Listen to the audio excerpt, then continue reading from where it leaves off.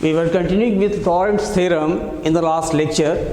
First, we recall the statement of the Lorentz theorem. The statement is, let Fz be analytic in the ring shaped region D bounded by two concentric circles C1 and C2 with center Z0 and radii ρ1 and ρ2, ρ1 greater than ρ2, and let Z be any point of D, then Fz will be equal to sigma n equal to 0 to infinity a n z minus z0 to the power n plus sigma b n z minus z0 to power minus n equal to 1 to infinity, where n equal to 1 upon 2 pi I integral over c1 fxi upon xi minus z0 power n plus 1 dxi, bn equal to 1 upon 2 pi I integral over c2 xi minus z0 n minus power n minus 1 fxi dxi n equal to 1, 2, 3 and so on. This was equation number 1. Fz equal to 1 upon 2 pi I integral over c1 fxi upon xi minus z dxi minus integral over c2 fxi upon xi minus z dxi. Now we want to find the values of these two integrals, and finally we shall put the values in equation number 1. We have already found the value of integral 1 in equation number 4. This was our equation number 4. 1 upon 2 pi I integral over c1 fxi upon xi minus z dxi is equal to sigma n equal to 0 to infinity a to the power n z minus z0 to the power n. This was our equation number 4, which I have already done in the last lecture. Now we are continuing onwards. Now we consider the second integral, this integral. In 1, for any point xi on C2, we consider the following identity. This is the identity. Minus times 1 upon xi minus z. This can be written as equal to 1 upon z minus z0 minus xi minus z0. Actually, this will be z minus xi. So, on taking minus outside, it will be 1 upon xi minus z. This will be equal to 1 upon z minus z0, taking this common. In the denominator, we shall get 1 minus xi minus z0 upon z minus z0, that is equal to 1 upon z minus z0 times 1 minus xi minus z0 upon z minus z0 power minus 1. Now we are taking expansion of this binomial expansion. So this will be equal to 1 upon z minus z0 times 1 plus xi minus z0 upon z minus z0 plus xi minus z0 square upon z minus z0 square and so on, plus xi minus z0 power n minus 1 upon z minus z0 power n minus 1 plus xi minus z0 power n upon z minus z0 power n times 1 upon 1 minus xi minus z0 upon z minus z0. We can write it in this form. We have already discussed it in the last lecture.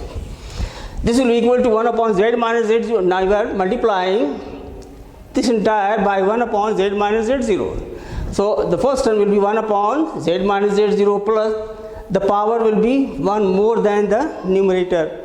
In the denominator, the power will be 1 more than the power in the numerator. 1 upon z minus z0 plus xi minus z0 upon z minus z0 square plus xi minus z0 square upon z minus z0 cube and so on, plus xi minus z0 power n minus 1 upon z minus z0 power n plus xi minus z0 power n upon z minus z0 power n plus 1 times. This will become z minus xi on simplification. Multiplying both sides by fxi upon 2 pi I and then integrating over c2, we shall get minus 1 upon 2 pi I integral over c2 fxi upon xi minus z dxi. This will be equal to, on the right hand side, 1 upon 2 pi I. This will be constant because xi is the variable. So this will come out of the sign of integration. So this is 1 upon 2 pi I z minus z0 integral over c2 fxi dxi. This will be only simply integral over c2 fxi dxi plus 1 upon 2 pi I. This will become in the denominator z minus z0 square times integral over c2 xi minus z0 fxi dxi and so on, and the last one but one term will be plus 1 upon 2 pi I z minus z0 to the power n integral over c2 xi minus z0 power n minus 1 fxi dxi plus last term will be Sn, where Sn is equal to 1 upon 2 pi I times z minus z0 to power n plus 1 integral over c2 integral over c2 of xi minus z0 upon z minus xi power n fxi dxi. Let Bn equal to 1 upon 2 pi I integral over c2 xi minus z to the power n minus 1 fxi dxi. So what will happen to b1 if you put n equal to 1? b1 will be 1 upon 2 pi I integral over c2, simply it will be fxi dxi. b2 will be 1 upon 2 pi I integral over c2 xi minus z0 fxi dxi and so on. So from 5 now we are putting these values in equation number 5.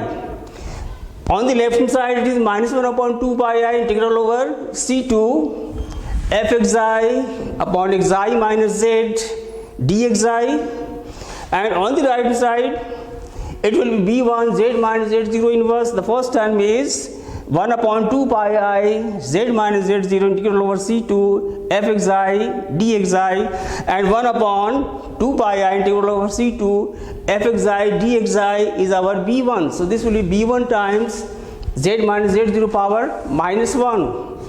In the numerator this power will become minus 1. Similarly, the second term will be plus b2 z minus z0 power minus 2 and so on.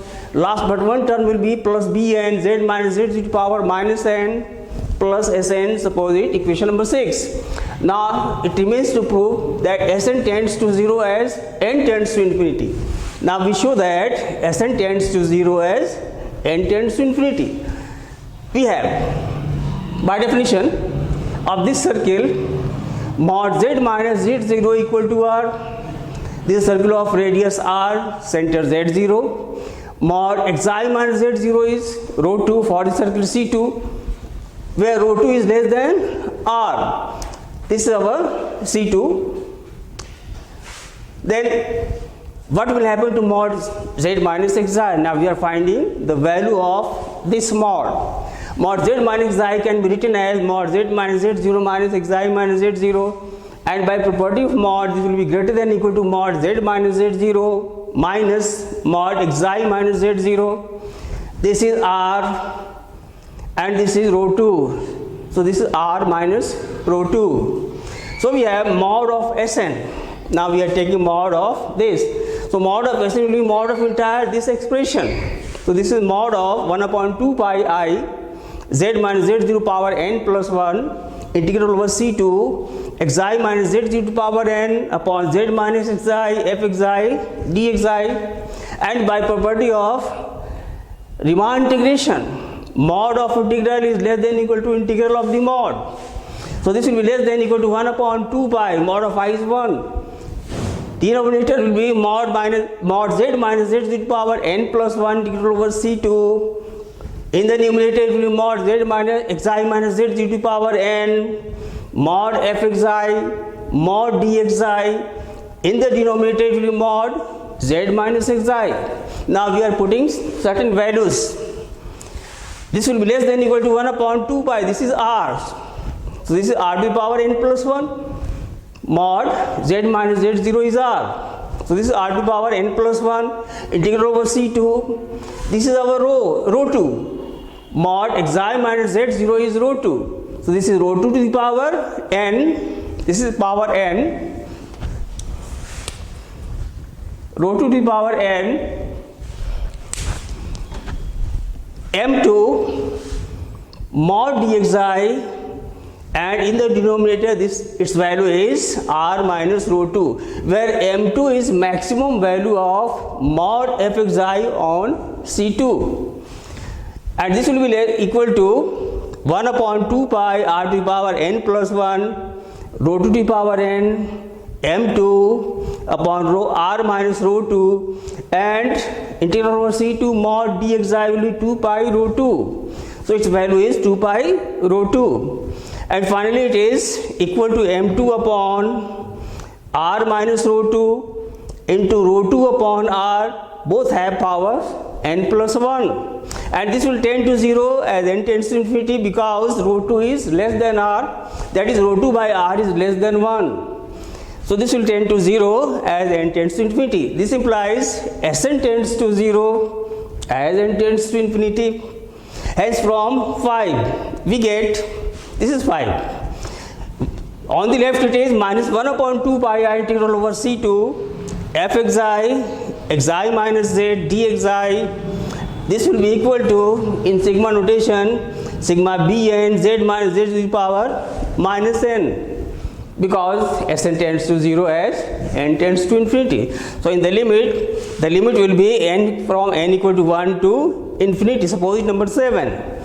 So from 1, 4 and 7, 1, 4 and 7, we can write fz equal to sigma n equal to 0 to infinity a n z minus z to the power n plus sigma n equal to 1 to infinity b n z minus z to the power minus n, where n is equal to 1 upon 2 pi I integral over c1 f xi upon xi minus z0 power n plus 1 dxi, and bn is equal to 1 upon 2 pi I integral over c2 xi minus z to the power n minus 1 f xi dxi. So our theorem has been proved. Okay, thank you very much.